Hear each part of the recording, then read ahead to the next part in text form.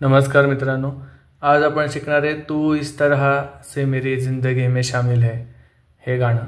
आता पिक्चरमध्ये 3 गायकांनी गायलेली वेगवेगळी गाणी आहेत। एक आहे माझ्या माहितीनुसार मोहम्मद रफीने गायलेलं, एक आहे मनोहर उदासजींचं जे की राज बब्बरवरती यांच्यावरती चित्रित आहे, आणि तिसरं आहे हेमलता यांनी गायलेलं। हेमलता यांनी गायलेलं गाणं आज आपण इथे त्याचं नोटेशन्स पाहणार आहे। सुरू करूया।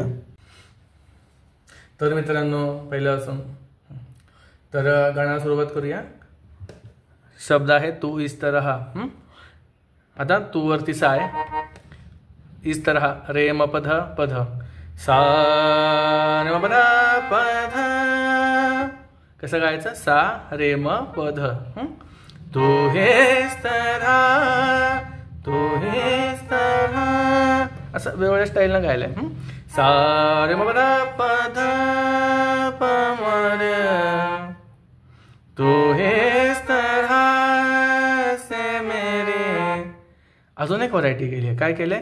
तू इस तरह, सा रे म पध पध सा ध। अजून एक व्हरायटी, म्हणजे एक्स्ट्रा जर अभ्यास करायचा असेल तर सा रे म पध प म रे, तू इस तरह से मेरी। आता जिंदगी में पध प म रे सा, पध प म रे सा, जिंदगी में पध प म रे सा, जिंदगी में पध प म रे सा, जिंदगी में। बघा, जिंदगी में पर्यंत आलं। आता शामिल है रे सा म रे सा। दुसरी ओळ कशी आहे? जहां भी जाऊं ये लगता है। सेम स्वर आहेत, फक्त शब्द तिथं वेगळे आहेत। सा रे म पध प म रे, पध प म रे सा रे सा म रे सा।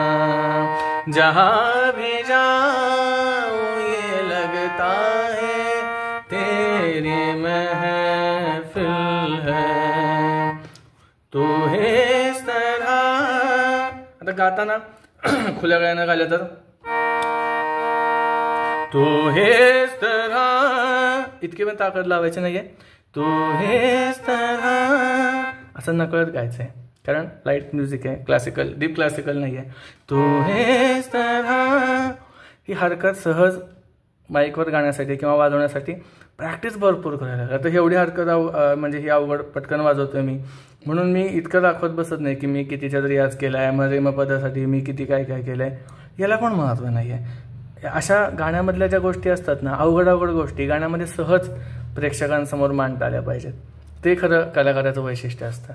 आपण जेव्हा एखादी अवघड गोष्ट सहज मांडतो तेव्हा ती अधिक प्रभावी वाटते। आता हे सा रे म पध हे अवघड आहे, यासाठी भरपूर पेटीवर रियाज करावा लागणार आहे।